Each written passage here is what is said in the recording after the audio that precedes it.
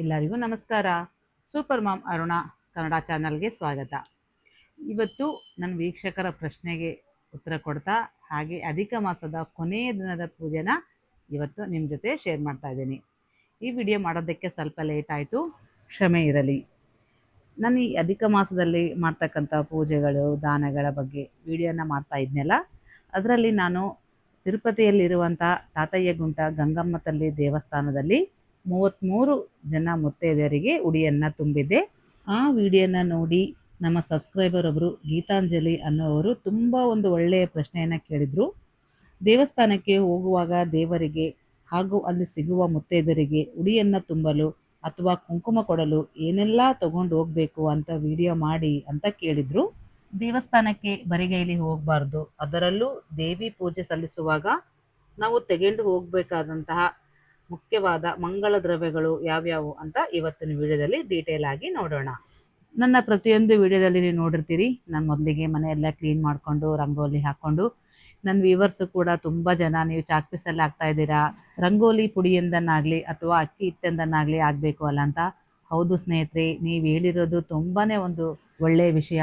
ನಮ್ಮ ಹಿಂದೂ ಸಂಪ್ರದಾಯಗಳನ್ನು ನೀವು ಇಷ್ಟೊಂದು ಚೆನ್ನಾಗಿ ತಿಳ್ಕೊಂಡು ಅರ್ಥ ಮಾಡ್ಕೊಂಡಿದ್ದೀರಲ್ಲ, ಅದಕ್ಕಾಗಿ ಈಗ ಇಲ್ಲಿ ಹಾಕೋ ರೀತಿ ಚಾಕ್ ಪೀಸ್ ಕೂಡ ಹಾಕ್ತಾ ಇದ್ದೀನಿ. ಹಾಗೆ ನಾವು ನಮ್ಮ ಸಾಂಪ್ರದಾಯಿಕ ರೀತಿ ರಂಗೋಲಿನ ಕೂಡ ಹಾಕ್ತಾ ಇದ್ದೀನಿ. ಯಾಕೆ ಅಂದರೆ ಇಲ್ಲಿ ಬಂಡೆ ಇರೋದ್ರಿಂದ ಗಾಳಿ ಬರುತ್ತಲ್ಲ ಮೇಲ್ಗಡೆ, ಎಲ್ಲ ಹಳಸು ಹೋಗುತ್ತೆ, ತಿರುಗಾಡಿದಾಗ ಅದು ಎಲ್ಲ ಮನೆಯಲ್ಲೆಲ್ಲ ಕೂಡ ಸ್ಪ್ರೆಡ್ ಆಗುತ್ತೆ.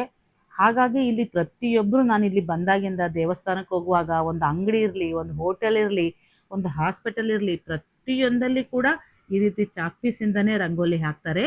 ಅದಕ್ಕಾಗಿ ನೀವು ಹಿಂದಿನ ವಿಡಿಯೋದಲ್ಲಿ ನೋಡಿರ್ಬೋದು, ನಾನು ಹಳೆಯ ವಿಡಿಯೋಗಳಿದ್ದಾವೆ, ಅಲ್ಲಿ ನೆಲ ಇತ್ತು, ಅಲ್ಲಿ ತುಂಬ ಚೆನ್ನಾಗಿ ನಾನು ರಂಗೋಲಿಗಳನ್ನು ಹಾಕ್ತಾ ಇದ್ದೆ. ಇಲ್ಲಿ ಬಂಡೆ ಇರೋದ್ರಿಂದ ಆ ರೀತಿ ಹಾಕ್ತಾ ಇದ್ದೀನಿ ಅಷ್ಟೇ.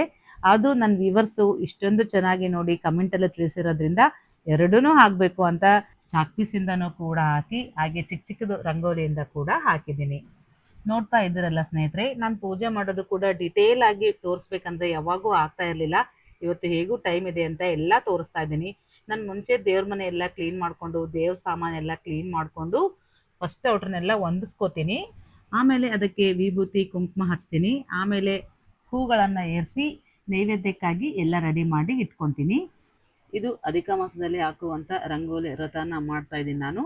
ಅದು ಅಚ್ಚು ಅಂತ ಬರುತ್ತೆ, 33 ರಂಗೋಲಿ ಇರುವಂಥದ್ದು, ಅದನ್ನು ಹಾಕಿದ್ದೀನಿ. ಪಕ್ಕದಲ್ಲಿ 33 ಸ್ವಸ್ತಿಕನ್ನು ಹಾಕಿ ಅದ್ರ ಮೇಲೆ ಅರಿಶಿನ ಕುಂಕುಮ ಇಟ್ಟು ಈ ರೀತಿ ರಂಗೋಲಿ ಹಾಕ್ಕೊಂಡಿದ್ದೀನಿ. ಇದು ವೈಟ್ ಕಲರ್ ಮೇಲೆ ವೈಟ್ ಹಾಕ್ತಾ ಇದ್ದೀನಲ್ಲ, ಅಷ್ಟು ನೀಟಾಗಿ ಕಾಣ್ತಾ ಇಲ್ಲ.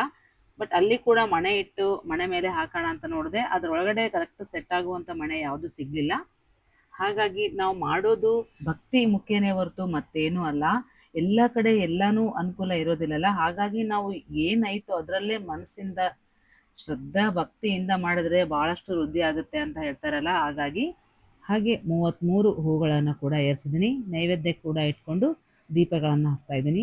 ದೀಪ ಹಚ್ಚುವಾಗೂ ಕೂಡ ನಿಮಗೆ ಬಂದಿರುವಂಥ ಚಿಕ್ಕ ಚಿಕ್ಕ ಶ್ಲೋಕಗಳನ್ನು ಹೇಳ್ಕೊಳ್ಳಿ.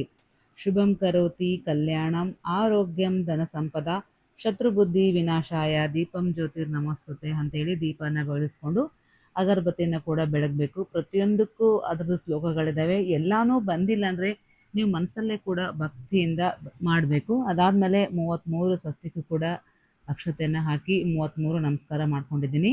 ಮೇಲ್ಗಡೆ ಕೂಡ ದೇವರಲ್ಲಿ ದೀಪನ ಹಚ್ಚಿ ಪೂಜೆ ಮಾಡ್ಕೊಂಡಿದ್ದೀನಿ. ನೈವೇದ್ಯಕ್ಕಾಗಿ ಹಣ್ಣು ಮತ್ತು ಸೀರಾ, ಡ್ರೈ ಫ್ರೂಟ್ಸು ಅವು ಇಟ್ಟಿದ್ದೀನಿ. ಇಲ್ಲಿ ಬೋರ್ ವಾಟ್ರ್ ಇರೋದ್ರಿಂದ ನಾವು ದೇವ್ರ ಸಾಮಾನು ಕೂಡ ಅಷ್ಟೇ, ಇವತ್ತು ತೊಳೆದ್ರೆ ನಾಳೆಗೆ ಅದು ಕಪ್ಪಾಗಿಬಿಡುತ್ತೆ. ಬೆಳ್ಳಿ ಸಾಮಾನು ಕೂಡ ಅಷ್ಟೇ. ನಮ್ಮ ವ್ಯೂವರ್ಸ್ ಒಬ್ಬರು ಕೂಡ ಕೇಳಿದರು, ಕಳಸ ಇನ್ನೂ ನೀಟಾಗಿ ತೊಳಿಬೋದು ಅಂತ. ನಿಜ, ಬಟ್ ದಿನ ತಿಕ್ಕಿ ದಿನ ತೊಳೆದು ಮಾಡಬೇಕಂದ್ರೆ ಯಾರಿಗೂ ಆಗಲ್ಲಲ್ಲ. ಈಗ ಎಲ್ಲ ಕಡೆ ನದಿ ನೀರು ಬರಲ್ಲಲ್ಲ, ನದಿ ನೀರು ಬಂದ ಕಡೆ ತುಂಬ ಚೆನ್ನಾಗಿರುತ್ತೆ. ಬೋರ್ ವಾಟ್ರ್ ಯಾರ್ಯಾರು ಬಳಸ್ತಾರೋ ಅವ್ರಿಗೆಲ್ಲ ಗೊತ್ತಿರುತ್ತೆ ನೋಡಿ ಹೇಗಾಗುತ್ತೆ ಅಂತ.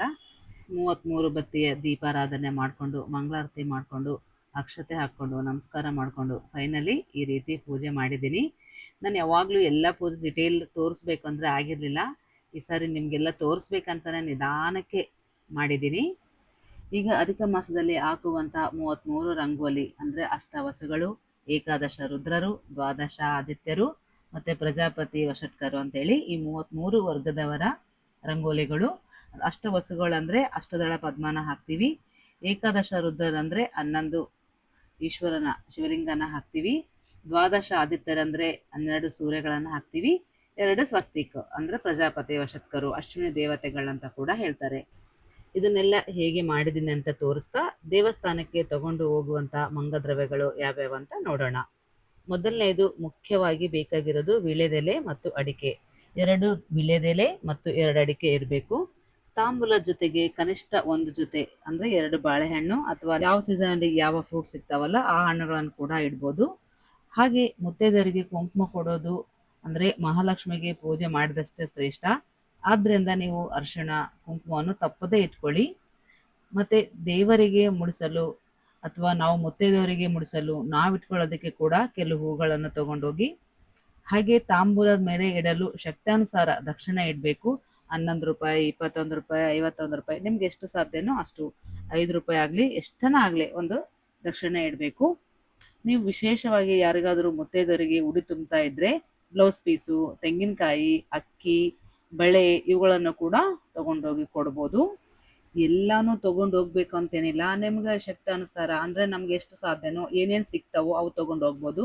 ನಾನು ಒಂದು ಬ್ಲೌಸ್ ಪೀಸು, ಅದ್ರ ಜೊತೆಗೆ 2 ಎಲೆ ಅಡಿಕೆ ಚೀಟಿನ ಒಯ್ದಿದ್ದೆ. ಇವಾಗ ಅಡಿಕೆಗಳ ಕೊಡೋದಾಗಿಲ್ಲ ಅಂದ್ರೆ ಚೀಟಿ ಬರುತ್ತೆ, ಅದರಲ್ಲಿ ಪೀಸ್ಗಳು ಮಾಡಿ ಹಾಕಿರ್ತಾರೆ ಅಂಥದ್ದು. ಅಡಿಕೆ ಚೀಟಿ, ಅರಿಶಿಣ, ಕುಂಕುಮ, ಬಾಳೆಹಣ್ಣು, ಒಂದೊಂದು ಗುಲಾಬಿ ಹೂವನ್ನ ಕೊಟ್ಟಿದ್ದೀನಿ.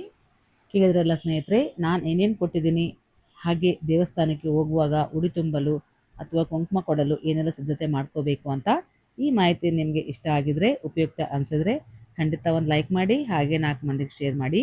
ಇನ್ನು ನೀವು ನಮ್ಮ ಚಾನಲ್ ಸಬ್ಸ್ಕ್ರೈಬ್ ಮಾಡಿಲ್ಲ ಅಂದರೆ ಸಬ್ಸ್ಕ್ರೈಬ್ ಕೂಡ ಮಾಡ್ಕೊಳ್ಳಿ ಅಂತ ಹೇಳ್ತಾ ಈ ವಿಡಿಯೋ ಮುಗಿಸ್ತಾ ಇದ್ದೀನಿ. ನಮಸ್ಕಾರ.